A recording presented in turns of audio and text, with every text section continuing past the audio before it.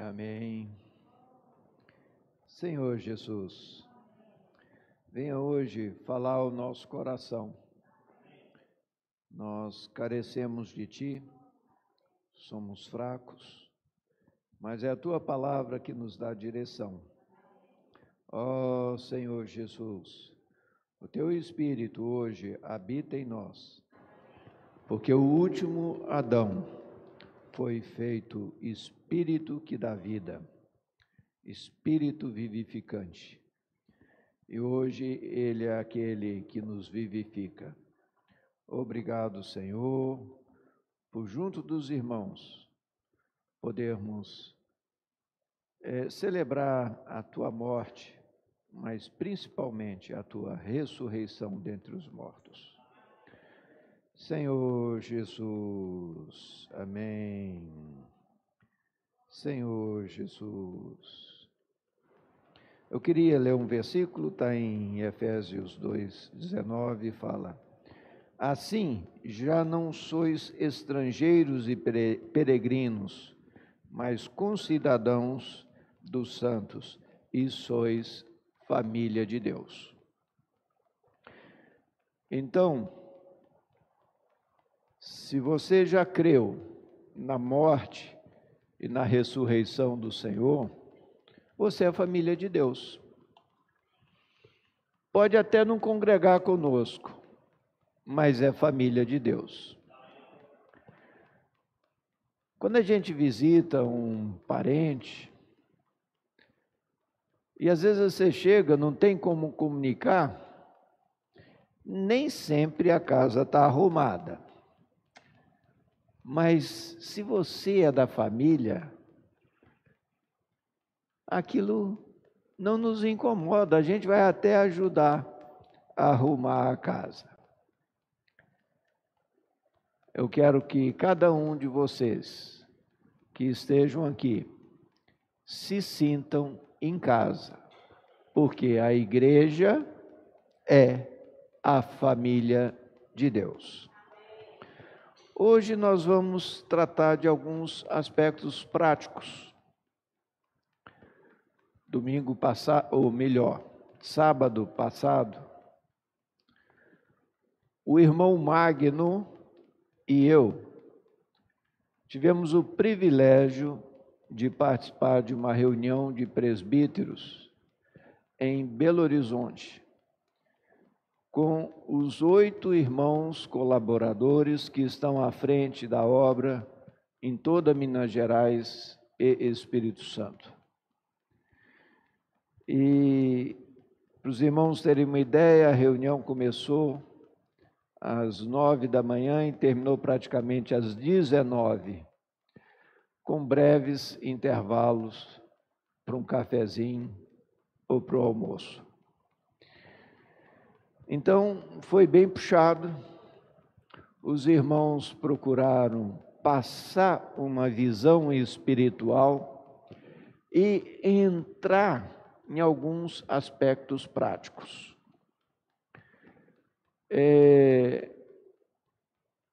Eu não tenho a pretensão de cobrir toda aquela reunião, mas tirar a essência para que a gente não pratique as coisas apenas, os irmãos estão falando, vamos fazer. Não. Nós precisamos ganhar visão espiritual. E a visão vem pela palavra. Senhor Jesus. Primeiro aspecto que eu quero abordar está em Mateus, vamos abrir.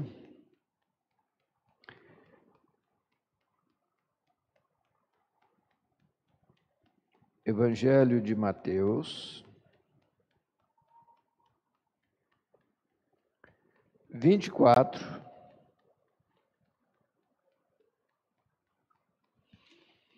(14).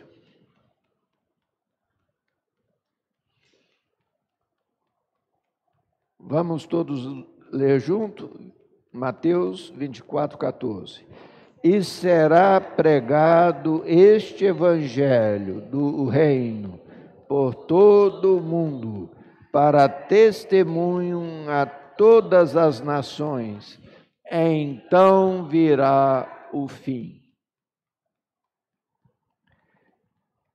Esse versículo tem sido o tema deste ano para nós. No primeiro semestre, nós abordamos a primeira parte, e será pregado esse evangelho do reino por todo o mundo, para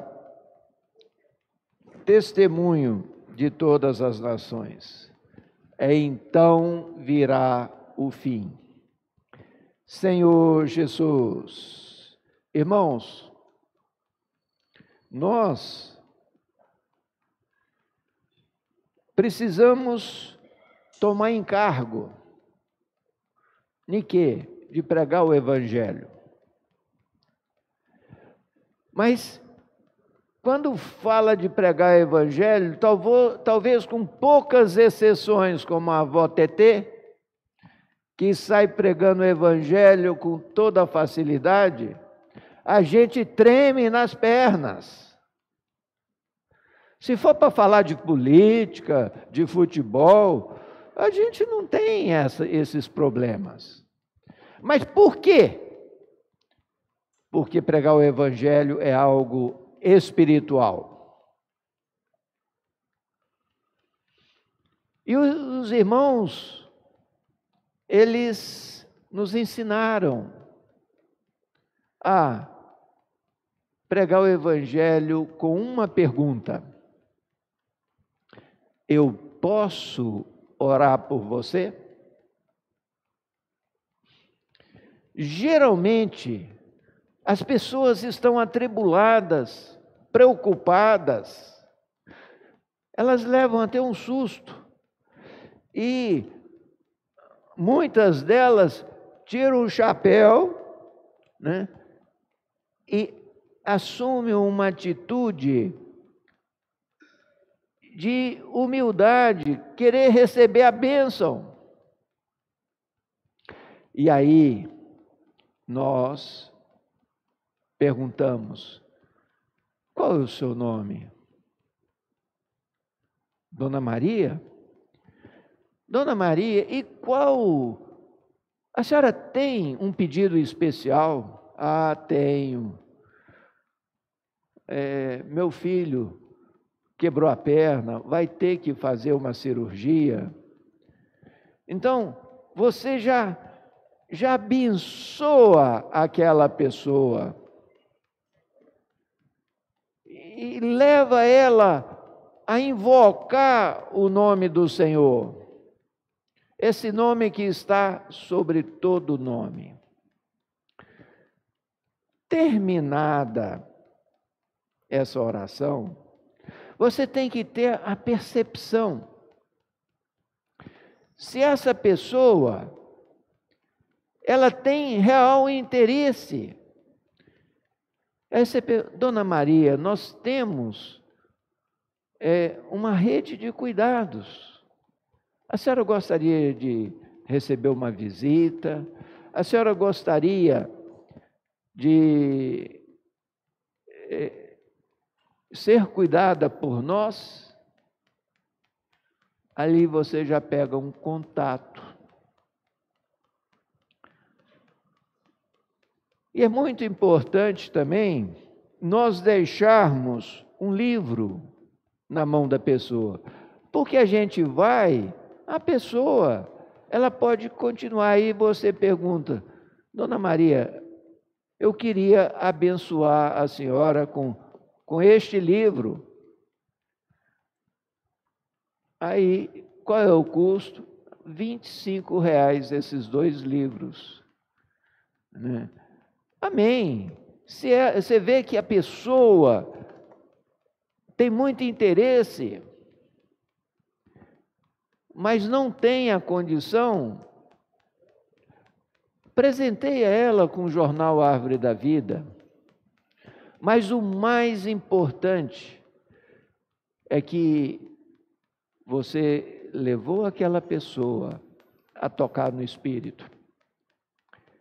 E aí, muitas vezes, através daquele jornal, através daquele livro, ou através dos próximos contatos, nós vamos estar cumprindo essa primeira parte desse versículo. Então, desculpa, virou a página aqui. E será pregado este evangelho do reino. Senhor Jesus. Oh, Senhor Jesus. Para testemunho é expressar algo que você viu, que você tocou.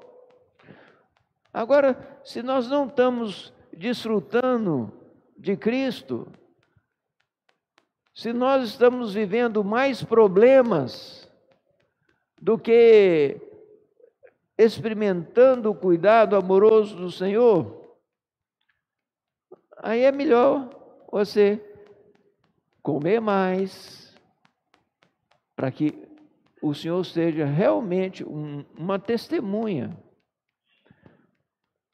Nós não estamos querendo levar uma religião para as pessoas, nós queremos cumprir o propósito que o Senhor incumbiu à sua igreja.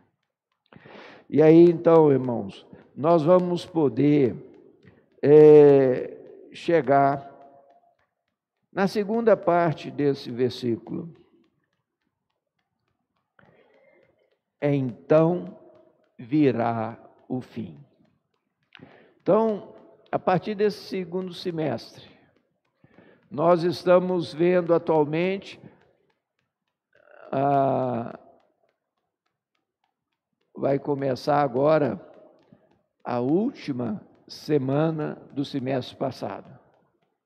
E vamos começar, a partir de agora, ver então virá o fim.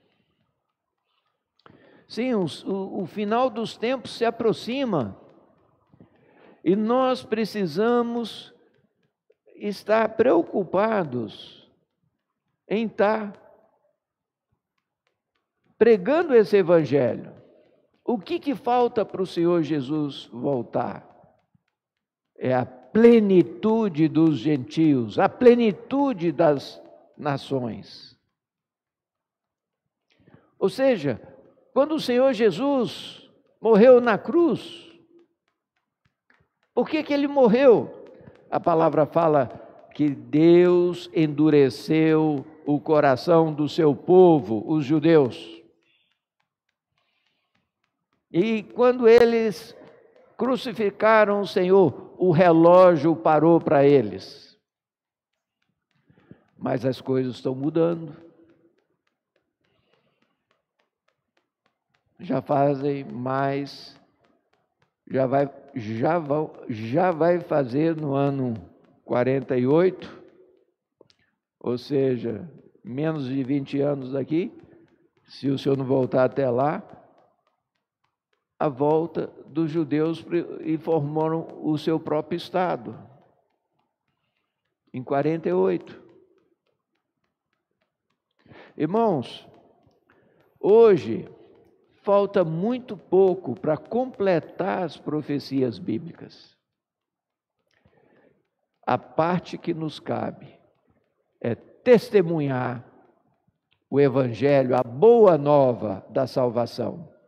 Mas quando completar o número dos gentios, a igreja, aqueles que estiverem preparados para reinar com Cristo, serão arrebatados.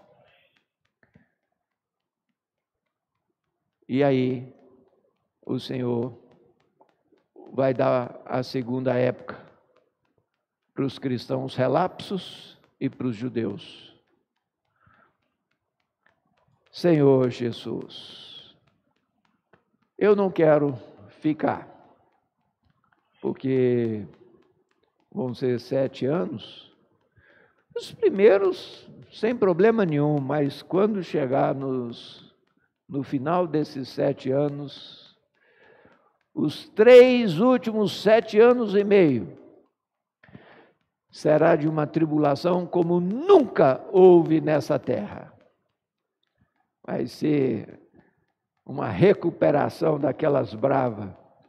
Eu não sei se você já pegou uma recuperação brava pela frente e ter que estudar tudo que era para ser estudado em um ano e você ter que em um mês apresentar aquilo tudo. Aprender na marra. Senhor Jesus. Irmãos, voltando aos aspectos práticos. Ontem, nós saímos, chamamos toda a igreja. Nós sabemos que vários irmãos trabalham sábado de manhã. Nós não estamos querendo aqui apontar dedo. Mas sábado de manhã é o melhor horário, porque tem movimento, tem gente. E aí nós saímos em grupos. Chegamos aqui 8h30 da manhã, passamos o encargo e saímos em equipes. 11 irmãos saíram. Esses 11 irmãos fizeram 59 orações. Distribuíram 15 jornais Árvore da Vida, 2 livros e trouxeram 16 contatos de pessoas interessadas, que ou passaram o endereço ou passaram o telefone. Agora, nós precisamos nos organizar. Não precisa ser um presbítero, nem um diácono. Se você tem encargo, chega para nós e fala: irmão, eu quero organizar esse cadastro. Eu sei escrever bem, eu tenho encargo. Nós somos um corpo, nós precisamos nos organizar e montar uma rede de cuidado. Nós fomos fracos. 2 livros é muito pouco. Às vezes a gente se contenta em orar, mas nós ainda estamos sendo tímidos em deixar livros nas mãos das pessoas. Por quê? Porque às vezes nós mesmos temos dificuldade para ler e não damos o devido valor. Mas quando a igreja for arrebatada, a pessoa vai para: cadê aquele livro que eu comprei aquela vez? Eles vão estar aí como sementes. Senhor Jesus. Então, esse é o encargo. Eu posso orar por você? Nós mandamos, a igreja mandou fazer alguns bonés também. Vários irmãos e irmãs já compraram uma camisa. Posso orar por você?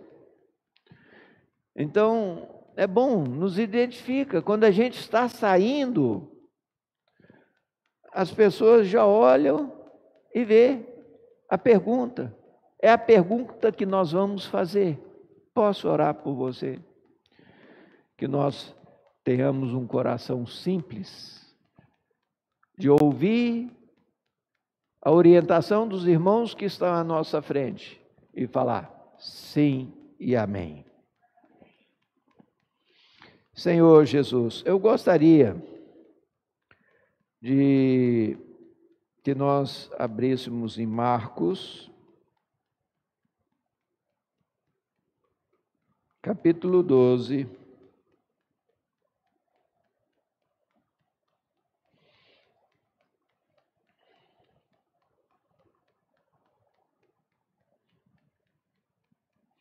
Nós vamos ler a partir do 29. Marcos 12, 29. O que ele respondeu? Os judeus perguntaram para ele qual é o principal mandamento. E ele respondeu: o principal é: ouve, ó Israel, o Senhor nosso Deus é o único Senhor. Amarás, pois, o Senhor teu Deus de todo o teu coração, de toda a tua alma e de todo o teu entendimento e de toda a tua força.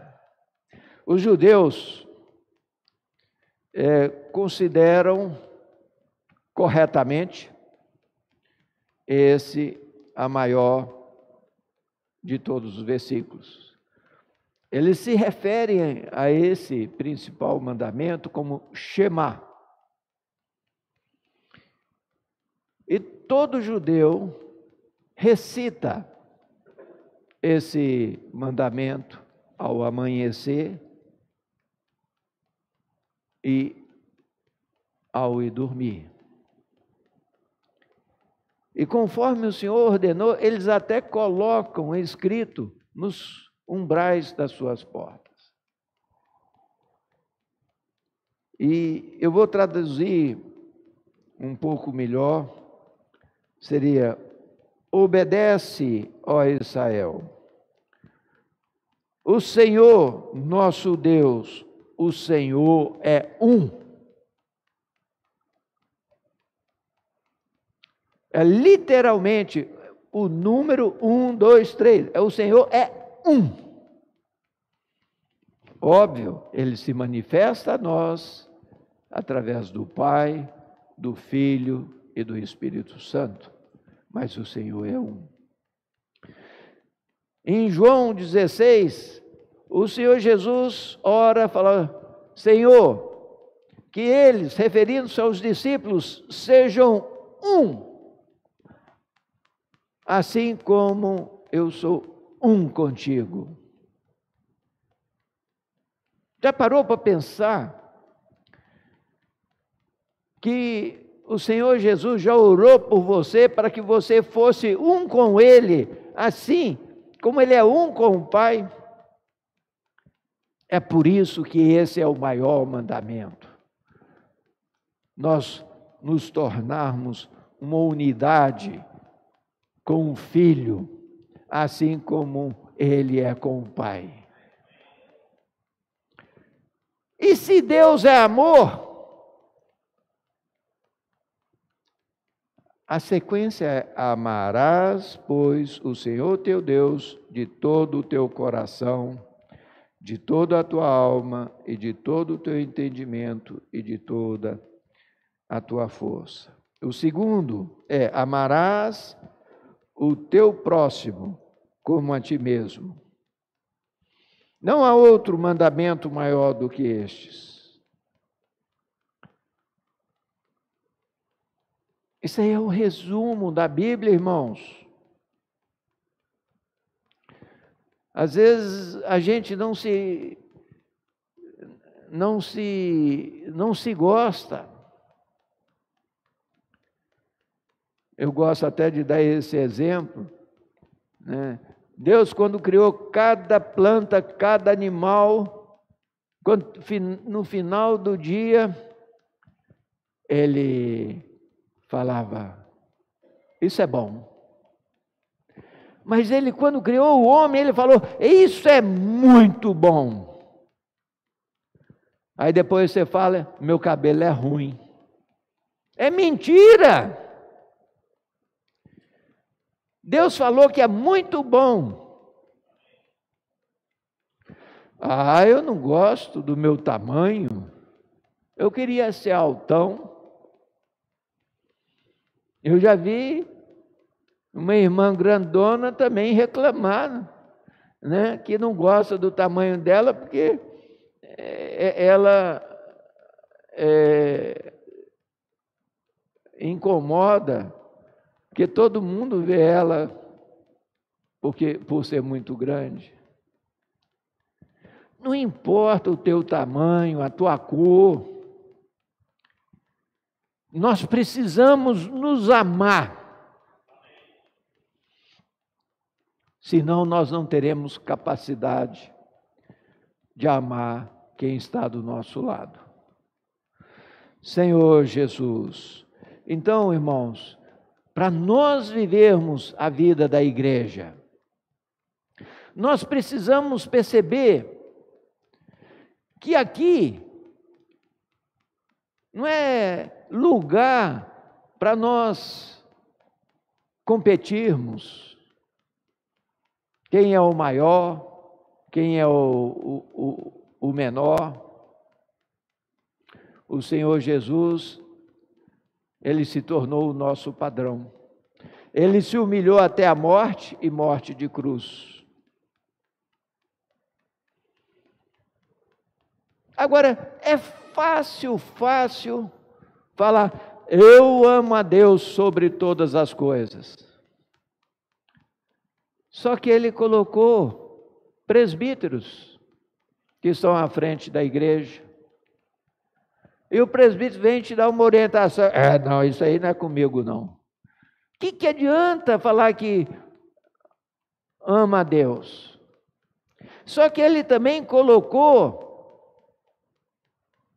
apóstolos que coordenam as igrejas. São irmãos mais crescidos do que nós, com mais experiência. E aí fala, não, aquele é muito chato, eu gostaria que fosse aquele outro que é mais brincalhão, né? E graças a Deus, hoje, à frente de toda a obra, não só no Brasil, mas nas igrejas, está o nosso irmão Pedro Dong, que tem dado orientações para todas as igrejas, chamado a atenção nesses versículos, tem dado conferências para nos dar uma visão. Aí eu falo, não, Pedro Dong eu gosto, ele é um homem cheio de vida. Mas aqui na minha região, eu já não vou muito. Irmãos, honrar os irmãos que estão à nossa frente é honrar a Deus. Aí quando você chega na sua casa, você não dá nem bom dia ao pai e à mãe. Não pede nem a bênção na hora de dormir. Você falta com respeito, é desobediente. Mas falar que honrar a Deus, não, a Deus eu honro. Mas como vamos viver a vida da igreja se nós não colocarmos a Deus em primeiro lugar? Deus habita hoje no terceiro céu, em luz inacessível, mas Ele coloca autoridades que estão à nossa frente. Mas o meu patrão mandou eu mentir. Então nós precisamos saber qual é a diferença entre honra e obediência. A honra é absoluta e a obediência é relativa. Se sua mãe manda você mentir, você com muita honra fala, minha mãe, eu não posso mentir porque o Deus que eu sirvo é verdade. Por favor, não manda eu fazer isso não. Você honrou ela, mas não obedeceu. Nós só temos direito a desobedecer uma autoridade estabelecida por Deus quando ele vai direto contra as Escrituras. Mas se você não conhece as Escrituras, vai ficar difícil. Olha só, o rei Nabucodonosor mandou Daniel adorar um ídolo. Ele e seus companheiros, eles com muito respeito falaram com o rei: ó rei, nós não podemos fazer isso, eu vou matar vocês. Senhor, isso aí já não é conosco. Se ele quiser nos salvar, bem, mas eles desonraram o rei? Não. Por isso nós falamos, nós precisamos, ao receber uma palavra de orientação, ter a atitude que o Senhor Jesus teve, de obediência e obediência até a morte. Mas para relacionar com os irmãos, primeiro nós precisamos nos aceitar, nos amar. Caso contrário, vai ser difícil relacionar com os outros. Senhor Jesus. Então vamos entrar também no aspecto prático, que diz respeito ao programa O Livro na Minha Mão. Esse programa é para que a gente possa receber todo mês o nosso alimento diário, que é o nosso devocional. Um mês, o nosso alimento diário dá para um mês. E também inclui, de 2 em 2 meses, né? Um lançamento da editora Árvore da Vida. Uma mensalidade. Quem faz parte desse programa, de R$25. Por quê? Porque nós precisamos adquirir o hábito de leitura. Segundo aspecto, sócio do Evangelho. Irmãos, o sócio do Evangelho,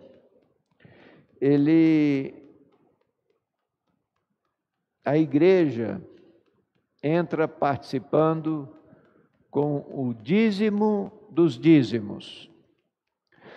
Nós não controlamos o dízimo de cada irmão, mas ele tem uma opção. Ali atrás, onde está escrito gasofilácio, uma palavra bonita para caixa de ofertas, tem um envelope, e lá você coloca o seu dízimo ou a sua oferta.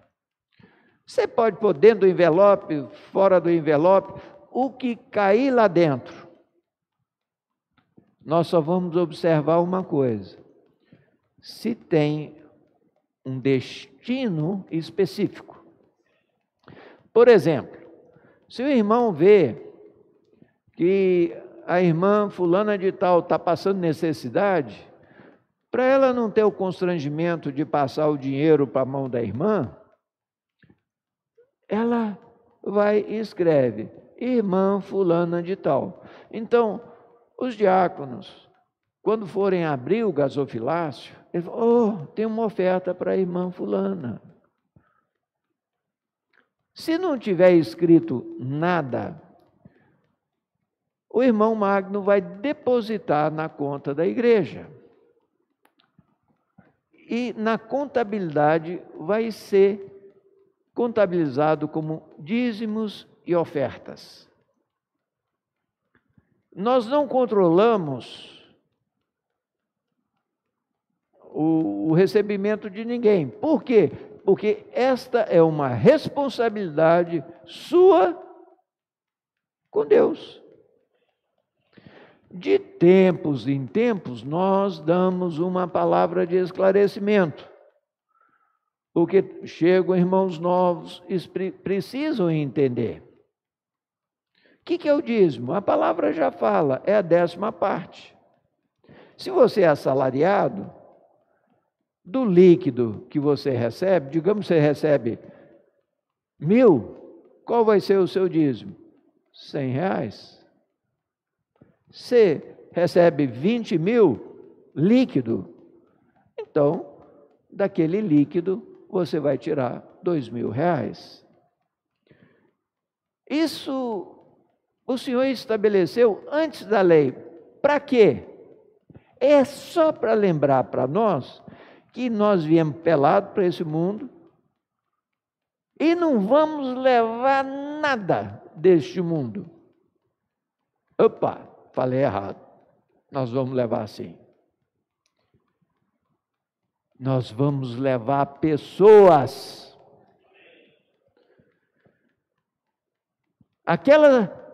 Aquele seu filho que você ensinou a invocar e se tornou um filho de Deus também, você vai levar.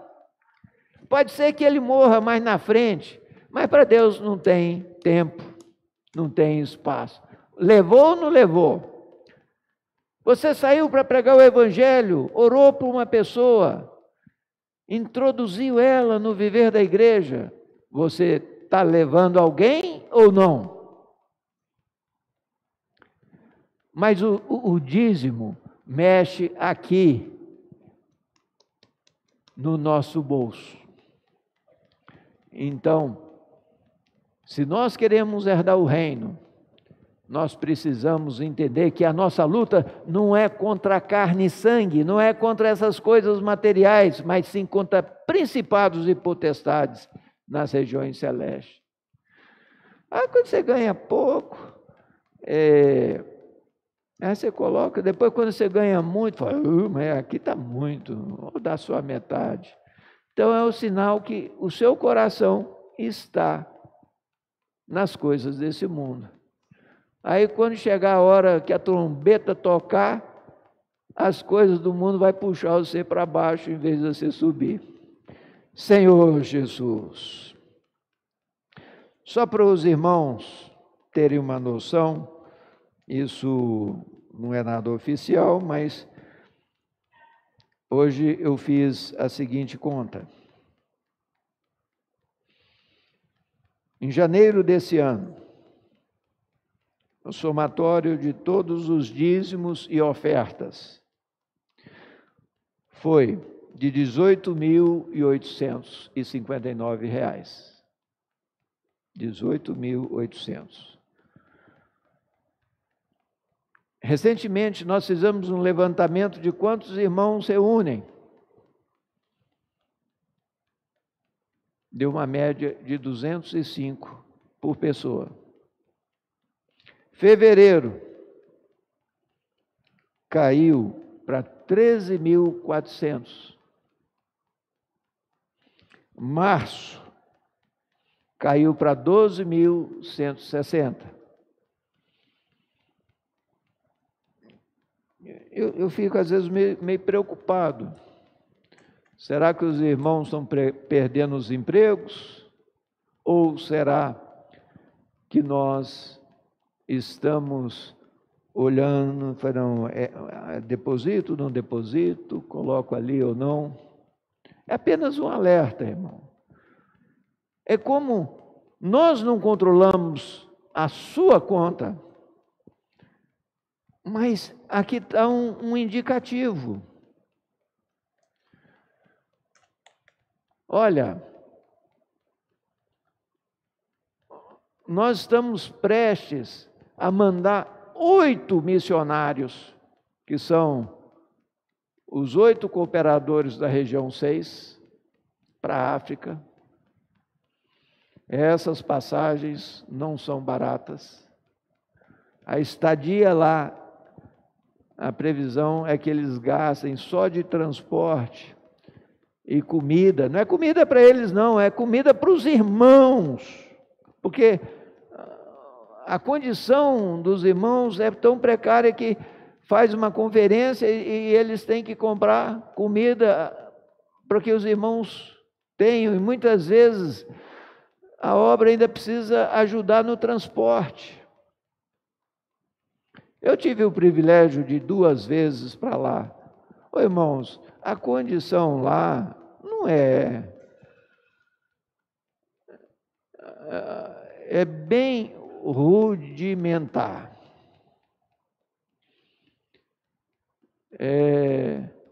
Eu lembro que uma vez viajamos o dia todo para chegar numa aldeia.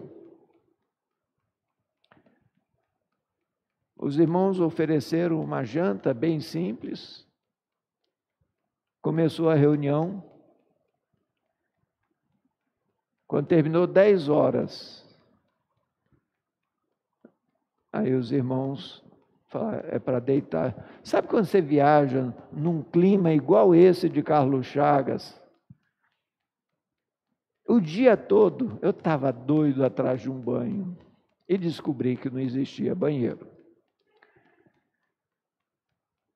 E lá, não é... Tem um bichinho chamado crocodilo, que não dá para você tomar banho no rio assim, sem ser protegido à noite. Então, eu tive de dormir com nhaca. Por quê? São as condições que eles têm, irmãos. Você dá o que tem. E os irmãos vão.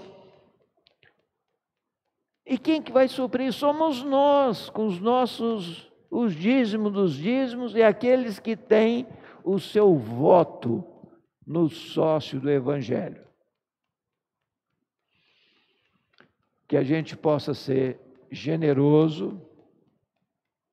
A irmã Odalice recolhe no grupo, no GFCM dela, o irmão Magno e o outro é o Juninho. Então, cada um recolhe, passa tudo para o Magno e nós fazemos as nossas ofertas. Mas isso não pode ser um peso para nós. Nós temos que fazer isso com alegria. Nós temos que falar, nós somos privilegiados. Eu não posso ir para a África, mas eu estou encaminhando os irmãos para lá. Irmãos, no mês, 2 meses atrás, nós conseguimos levantar ofertas e ofertamos 2 motos. Porque um irmão lá, que estava apacentando uma tribo, ele tinha que andar mais de 20 quilômetros no deserto da Namíbia. Olha que alegria, ele vai andar no deserto, não é brincadeira não. E a outra foi para o irmão Gomes Quifo, ele teve aqui uns 4 anos atrás,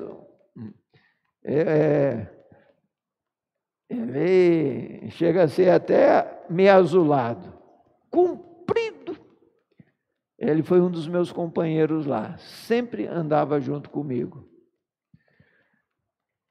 E ele tem muito encargo de apacentar as pessoas, mas não tinha transporte. Então a obra fez. Mas tudo isso tem que comprar lá, e lá as coisas é tudo em dólar. É tudo muito mais caro. Então, sejamos fiéis ao que o Senhor tem nos dado. Seja fiel no pouco, sobre o muito o Senhor nos colocará. Nós não vamos estar regulando seus dízimos e suas ofertas, mas nós esperamos que você ganhe visão espiritual e seja fiel à visão que você ganhou. Jesus é o Senhor. Ainda dá tempo de nós compartilharmos um pouco? Então, cada irmão compartilhe no máximo uns 3 minutos para dar oportunidade àqueles que vão. Cadê o microfone, irmão? É bom vir aqui à frente, porque nossos irmãos